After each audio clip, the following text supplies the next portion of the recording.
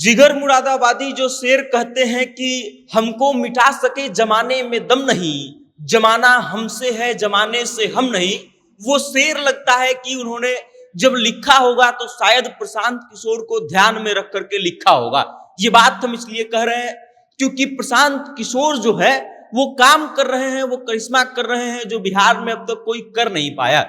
जिस काम को लेकर के प्रशांत किशोर पिछले 1280 दिनों से लगातार संघर्ष कर रहे हैं, उस संघर्ष के ऊपर जनसुराज ने एक डॉक्यूमेंट्री बनाई है। डॉक्यूमेंट्री का टाइटल भी यही दिया गया है कि संघर्ष के 1280 दिन। और इस डॉक्यूमेंट्री के माध्यम से यह बताया गया है कि प्रशांत किशोर की यात्रा शुरू कैसे हुई, कैसे ये यात्रा चुनावों तक पहुंची और कैसे राजनीतिक दल बना, संघर्ष प्रशांत किशोर ने कैसे कैसे किया। और फिर इस डॉक्यूमेंट्री में बताया गया है कि इसके पीछे की पूरी कहानी क्या रही है, नेपथ्य क्या रहा है, सोर्स क्या रहा है और इंस्पिरेशन क्या रहा है। अब पूरी डॉक्यूमेंट्री में क्या क्या है, इन सभी चीजों पर हम बात करेंगे, आपको बताएंगे। लेकिन उससे पहले नमस्कार, मेरा नाम वेद प्रकाश है। आप जनता जंक्शन देखना शुरू कर चुके हैं और कैमरे के पीछे है अनिकेत। अब चल लौटते हैं डॉक्यूमेंट्री पर। डॉक्यूमेंट्री जो है संघर्ष के 1280 दिन जनसुराज के द्वारा रिलीज किया गया है। 2 तारीख को 2 नवंबर को रिलीज किया गया है। 6 तारीख से बिहार में मतदान शुरू है पहले चरण का।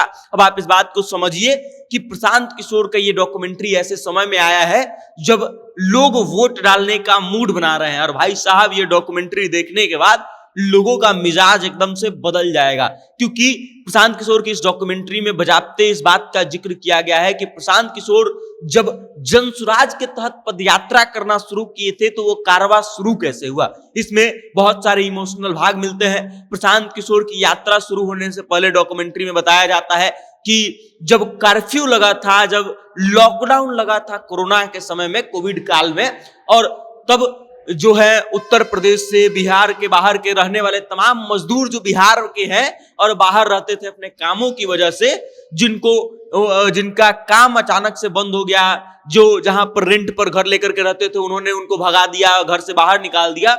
और तब वो लोग जो है कई महीनों तक पैदल चल करके बिहार पहुंचे, क्योंकि उनको सरकार के द्वारा कोई साधन उपलब्ध नहीं करवाया गया था। दिल्ली रहने वाले, मुंबई रहने वाले तमाम लोग जो है उस समय पैदल और साइकिलों से घर पहुंचे थे और उस समय यह सारी चीजें सुर्खियां बनती थी। और प्रशांत किशोर इस बात का जिक्र करते हैं कि जब ये स्थिति मैंने देखा बिहार का तो हमको लगा कि हम इतना कमाए हैं पैसा, इतना रुतबा है, इतना कुछ पहुंच है, उसके बाद भी हम इन लोगों के लिए कुछ नहीं कर पा रहे हैं। और यही टर्निंग पॉइंट था, यही चीज जो है प्रशांत किशोर के दिल को झकझोर के रख देती है। और उसके बाद प्रशांत किशोर ये निर्णय लेते हैं कि बिहार की व्यवस्था बदलनी होगी, बिहार को भारत के 10 विकसित राज्यों में शामिल कराना होगा टॉप 10 लिस्ट में, ताकि बिहार के लोगों की जो बुरी स्थिति है उसमें परिवर्तन हो सके और बिहार के लोगों का विकास हो सके। और उसके बाद ये चीजें शुरू होती हैं, प्रशांत किशोर की पदयात्रा शुरू होती है। पदयात्रा में बताया गया है कि प्रशांत किशोर एक एक पंचायत में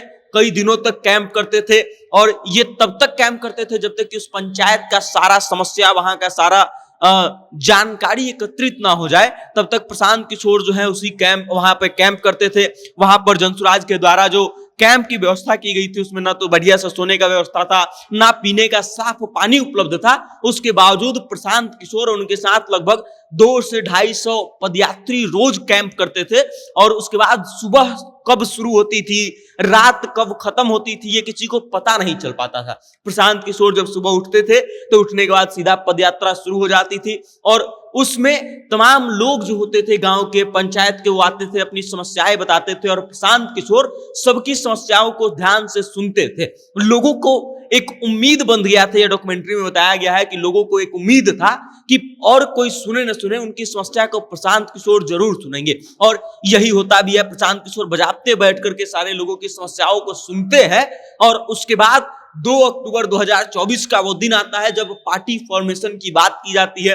पार्टी का फॉर्मेशन किया जाता है और पटना में वेटनरी ग्राउंड में जो है जनसुराज का एक विशाल सभा का आयोजन किया जाता है। उसमें तमाम लोग जो जनसुराज से जुड़े हुए थे पदयात्रा के दिनों से, उन सभी लोगों को आमंत्रित किया जाता है और उतनी बड़ी संख्या के साथ बिहार में जनसुराज पार्टी की स्थापना की जाती है और पहले कार्यकारी अध्यक्ष जो बनाए जाते हैं वो मनोज भारती जी को बनाया जाता है। और उसके बाद ये जो सफर थी, जो बिहार को बदलने की इच्छा थी प्रशांत किशोर की, जो पदयात्रा थी, वो राजनीतिक रंग में ढलना शुरू हो जाती है। उसके बाद प्रशांत किशोर बिहार बदलाव यात्रा करते हैं और यात्रा में लोगों का क्रेज जो दिखाई देता है वो भाई साहब काबिले तारीफ होता है। डॉक्यूमेंट्री में ये बजाते दिखाया गया है कि प्रशांत किशोर की सभा में जो शुरुआती दौर में जो पदयात्रा में थे तो मुश्किल से 100 लोग 150 लोग साथ चल पाते थे, उसमें हजारों और 20,000 से अधिक लोगों की सभा को प्रशांत किशोर संबोधित करते हैं। और इसीलिए हमने जो है शुरू में वो शेर दोहराया था कि जमाना हमसे है, हम जमाने से नहीं, क्योंकि प्रशांत किशोर ने ये साबित कर दिया है कि जमाना उनसे है, वो जमाने से नहीं है। क्योंकि जब वो उनका काफिला वैसे दौर में शुरू हुआ जब लोग उनके साथ नहीं होते थे, और ऐसे दौर में आकर के पहुंच गया है कि जहां पर प्रशांत किशोर खड़े हो जाए वहां पर हजारों की संख्या में लोगों का भीड़ हो जाता है, इकट्ठा हो जाता है, जो लोग प्रशांत किशोर को सुनना चाहते हैं, देखना चाहते हैं। तो ये पूरा 12 संघर्षों के 1280 दिन जो डॉक्यूमेंट्री आई है, ये आप देख लेंगे तो आप प्रशांत किशोर के फैन बनने से खुद को रोक नहीं पाएंगे। आलम ये है। अब फिलहाल आप जो है प्रशांत किशोर को लेकर के क्या सोचते हैं, उनकी इस यात्रा को लेकर के, उनकी जो जर्नी रही है बिहार में पदयात्री से लेकर के राजनीतिक सूत्रधार बनने तक की, उसके बारे में आप क्या सोचते हैं, अपनी राय कमेंट करके हम तक भेज दीजिएगा और देखते रहिएगा जनता जंक्शन। बहुत बहुत धन्यवाद।